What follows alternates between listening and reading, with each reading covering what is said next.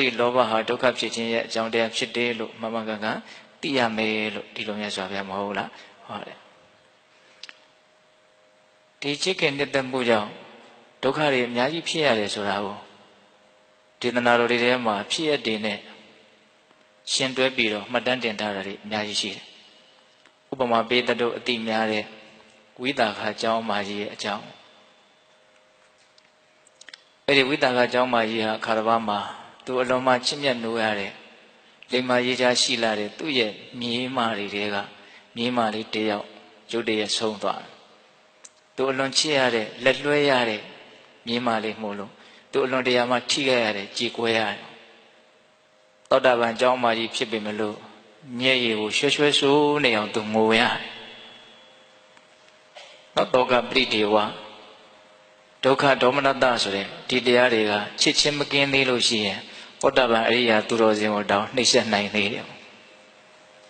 အဲ့ဒါနဲ့နေကင်းကြောင်တောင်ကြီးခေါင်းမှာလည်းပဲရေတွေရွှဲလို့ဒါအိန္ဒိယရဲ့ဝမ်းနေတဲ့အထိမ်းအမှတ်ပေါ့အဲ့ဒါမြတ်စွာဘုရားဒီကိုရောက်သွားတော့မြတ်စွာဘုရားကဘလို့ဖြစ်လာတာတော့ဝိတာခကိုမေးတာမေးတော့အကျိုးကြောင့်လျှောက်တာပေါ့ဒီလိုဒီကြောင့်ပဲဗျာအလွန်ချစ်ရတဲ့မြေးမလေးဆုံးမသွားလို့ဖြေမစင်နိုင်အောင်ဖြစ်ရတယ်ပေါ့အဲ့လိုလျှောက်တော့မြတ်စွာဘုရားဒီသဘောတရားတွေဟာဒီတိုင်းပဲတဲ့ဟောဒီလောကကြီးမှာချစ်ခင်မှုချစ်เสียတရားရှိတယ်ဆိုရင်ဒုက္ခလည်းတရားရှိမှာပဲအဲ့ဒါမြတ်စွာဘုရားကစိတ်ရှိလက်ရှိကချစ်ခင်เสียနှစ်သက်เสีย90ရှိမယ်ဆိုရင်ဆင်းရဲဒုက္ခတွေဟာလည်း90လောက်ပဲရှိမယ်တဲ့တခုချင်းလျှော့သွားတာနောက်ဆုံးဘယ်ရောက်သွားတယ်ဆိုတော့ဧကံပိယံဧကံဒုက္ခံအလွန်ထင်ရှားတဲ့ဒီစကားလေးဒါမျိုးလေးတွေကိုစွဲနေအောင်မှတ်တာနော်ဧကံပိယံဧကံဒုက္ခံဧကံပိယံချစ်ချင်းတစ်ခုသည်ဧကံဒုက္ခဆင်းရဲတစ်ခုပဲတွေပိယံတွေဒုက္ခချစ်ချင်းနှစ်ခုဆိုရင်တော့ဆင်းရဲကလည်းနှစ်ခုပဲတဲ့အချိုးညီသွားနေတော့အတကုတ်တန်တန်မှာဆင်းရဲတွေဘလောက်များလဲဆိုတာကိုယ့်ရဲ့တန်ရောစဉ်လေးနဲ့လုံးထွေးရစ်ပတ်ပြီးတော့ဘလောက်ချစ်ခင်မှုနှစ်သက်မှုတွေရှိနေတယ်လဲဆိုတာပေါ်မှာမူတည်တယ်ကိုကချစ်ခင်နှစ်သက်မှုမရှိဘူးဆိုရင်အဲ့ဒါနဲ့ပတ်သက်ပြီးတော့ကိုယ်မှာဘာမှပူကြမရှိဘူးဟုတ်တယ်မဟုတ်လားတော့ဒီနေရာမှာချစ်ခင်စရာတွေနှစ်သက်စရာတွေဆိုတာကတော့တရားဓမ္မတို့အရင်တို့ပုထုဇဉ်ဘဝမှာအလွန်တရာမှများလာတယ်ပေါ့အဲ့ဒီများလာတွေကိုတူရစုလိုက်မယ်ဆိုရင်တော့ပတ်ဝန်းကျင်မှာရှိတဲ့သက်ရှိသက်မဲ့တွေပေါ်မှာချစ်ခင်မြတ်နိုးမှုနဲ့မိမိရဲ့ခန္ဓာကိုယ်ကြီးရဲ့ပေါ်မှာချစ်ခင်မြတ်နိုးမှုဆိုတာနှစ်ပိုင်းရှိမယ်ပေါ့နော်ပတ်ဝန်းကျင်မှာရှိနေတဲ့သက်ရှိသက်မဲ့အရာတွေရဲ့ပေါ်မှာချစ်ခင်ထားတာမရှိဘူးလားရှိတယ်မိမိခန္ဓာကိုယ်ကြီးရဲ့ပေါ်မှာချစ်ခင်မြတ်နိုးမှုတွေရှိနေတာကိုမရှိဘူးလားရှိတယ်ချစ်ခင်မြတ်နိုးမှုတွေတဲကဘယ်အရာရဲ့ပေါ်မှာချစ်ခင်မြတ်နိုးမှုတွေအကြီးကျယ်ဆုံးလဲလို့မေးရင်ကိုယ်ခန္ဓာကိုယ်ကြီးရဲ့ပေါ်မှာချစ်ခင်မြတ်နိုးမှုဟာအကြီးဆုံးပဲအကြီးဆုံးဖြစ်သောထိုချစ်ခင်နှစ်သက်မှုသည်တစ်ချိန်မှာအကြီးဆုံးဖြစ်သောဆင်းရဲဒုက္ခကိုဖန်တီးလိမ့်မယ်တဘာဝတရားကြီးကသူ့လမ်းစဉ်တိုင်းသွားတာဓာတ်တဘာဝဆိုတာမေးနေနော်သူ့အလုပ်သူလုပ်တာပေါ့နော်ချစ်ခင်မှုကလည်းသူ့အလုပ်သူလုပ်လိမ့်မယ်ဘာလို့လဲသူကချစ်နေတဲ့တတ္တဝါကိုနှိမ့်ဆက်အဲ့ဒါသူ့အလုပ်ပဲသူ့တဘာဝတရားအဲ့မှာမြတ်စွာဘုရားကဝိတာကကိုဧကံပိယံဧကံဒုက္ခအခြေတစ်ခုသည်ဆင်းရဲတစ်ခုပဲလို့အဲ့ဒါလို့အလွန်ပြောင်မြောက်တဲ့တရားဒေသနာကိုဟောပြီးတော့ဥဒန်းစကားကျူးတာဥဒန်းစကားကျူးရခြင်းကအကြောင်းရှိတယ်မြတ်စွာဘုရားကဝိတာကကိုအလွန်စဉ်းစားတဲ့အကောင်းတဲ့အချက်တစ်ခုမေးတာဘာကြောင့်သူဆင်းရဲနေရတယ်လဲဆိုတာကိုသူကိုယ်တိုင်အဖြေထုတ်နိုင်အောင်ဥဒန်းမကျူးခင်မှာမေးတာဘာမေးလဲဆိုတော့ဝိတာကတဲ့နေ့ရဲ့မြင်းမလေးကတော်တော်လိမ္မာသလားတော်တော်လိမ္မာတယ်ဗျာတော်တော်ချစ်စရာကောင်းတယ်အဲ့ဒါလို့ဆိုရင်အဲ့ဒါလို့ချစ်စရာကောင်းတဲ့လိမ္မာတဲ့နှစ်သက်ဖွယ်ရာရှိတဲ့မြင်းမလေးတွေမျိုးတကယ်လို့များဟောဒီတာဝတိမြို့မှာရှိတဲ့လူဦးရေရဲ့အရေးအတွက်နဲ့အညီအမျှရခဲ့မယ်ဆိုရင်မင်းယူမလားတဲ့ဒါမေးတာအဲ့တော့ယုတ်တရက်ဆိုတော့ဝိတာကဘာပြောလို့ဆိုတော့ယူမယ်ဗျာလို့ပြောတာတာဝတိမြို့မှာလူ9ဂရီရှိတယ်လို့ဆိုတာယူမယ်လို့ပြောတဲ့ခါကျတော့မြတ်စွာဘုရားကဘာအမိရှိတော့ဆိုတော့ဥဒ္ဒခါတဲ့ဒီတာဝတိမြို့မှာတနေ့ကိုလူဘယ်နှယောက်တည်လဲတဲ့ အဲ့တော့ဝိသကာကမြတ်စွာဘုရား10ယောက်လဲတည်တယ်9ယောက်လဲတည်တယ်အနည်းဆုံး5 6ယောက်တော့နေတိုင်းတည်နေတာပဲဗျာအဲ့ဒါလိုလဲဖြေလိုက်ရောမြတ်စွာဘုရားကဝိသကာအဲ့ဒါလိုဆိုရင်သင်စဉ်းစားပါတဲ့တဲ့မှာမျက်ရည်နဲ့မျက်ခွက်ပြည့်ရတဲ့နေ့ရလို့ဒီနေ့မှမရှိနိုင်တော့အဲ့လောက်ချစ်ခင်စရာတွေများနေမှာတော့များရင်များတော့ပျက်စီးမှုကလည်းများမှာပဲလေအဲ့ဒါလိုပြောလိုက်မှဝိသကာမျက်စိလည်းပြေလို့ဖြစ်သွားပြီးတော့ဒီလောက်များပြတဲ့ချစ်ခင်နှစ်သက်စရာတို့ဖြင့်ဘုရားတပည့်တော်မှာအလိုမရှိတော့ပါလို့အဲ့ဒီမှာရှောက်တယ်အဲ့ဒီမှာမြတ်စွာဘုရားသောတော်ကစကားတွေကိုအမိန့်ရှိပြီးတော့ဥဒန်းကျူးတာပေါ့နော်ဥဒန်းခါထာလေးနှစ်ပုဒ်ကျူးတာအဲ့ဒီဥဒန်းခါထာလေးကမှတ်သားစရာအလောင်းကောင်းတယ်ရေကေရှိတောကပရိဒေဝိတာဒုက္ခဝလောကသမိမနေကရူပပိယံပဋိစ္စပါဝန္တိဧတေရေတံပိယံတေတံနတ္ထိကုဟိရှိလောကေဟောဒီလောကကြီးမှာအလုံးစုံသောဆင်းရဲဒုက္ခတွေဆိုတာရှိတယ်တဲ့နော်ရေကေစီအလုံးစုံကုန်သောအနေကရူပတဘာမကများလာစွာသောလောကသမိဟောဒီလောကကြီးမှာတောကစိုးရင်ခြင်းတို့သည်၎င်းပရိဒေဝိတာငိုကြွေးခြင်းတို့သည်၎င်းဒုက္ခအစဆင်းရဲခြင်းဒုက္ခတရားတို့သည်၎င်းဣတိအလုံးစုံသောထိုဆင်းရဲဒုက္ခတို့သည်ပြည့်ရန်ချစ်ခြင်းကိုပြိဿအကြောင်းပြုပြီးတော့ပပဝန္တိဖြစ်လာကြတာတဲ့ဒါဥဒန်းကထာလေးရဲ့အနေအိဗယ်ပေါ့နော်အလုံးစုံသောစိုးရိမ်မှုတွေငိုကြွေးမှုတွေဆင်းရဲဒုက္ခတွေဟာ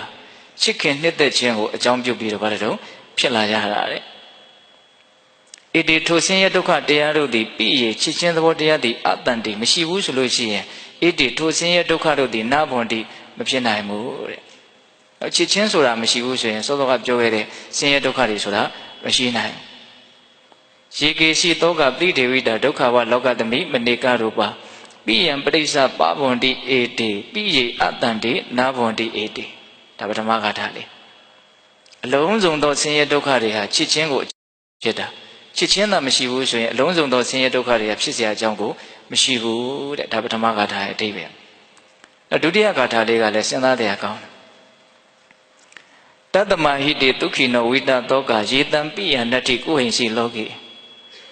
တတ္တမအတောကံဝိရဇံပတ္တယာနောပိယနာကိရာထကုဟိစီလောကေတတ္တမဒါကြောင့်မို့လို့တဲ့ယေတံအကျင့်ပုဂ္ဂိုလ်တို့သည်ကုဟိစီလောကေလောကေဟောဒီလောကကြီးမှာကုဟိစီတစုံတစ်ခုကိုမြပိယံချစ်ချင်းတည်နတ္ထိမရှိဘူးအယဟနာပုဂ္ဂိုလ်တွေကိုပြောတာလောကကြီးမှာတစုံတစ်ခုကိုမှသူတို့ချစ်ခင်ထားတာနှစ်သက်ထားတာမျက်နှိုးထားတာမရှိဘူးတဲ့ဒါကြောင့်မို့လို့အဲ့ဒီပုဂ္ဂိုလ်တွေဟာဒုက္ခိနောဝိတတောက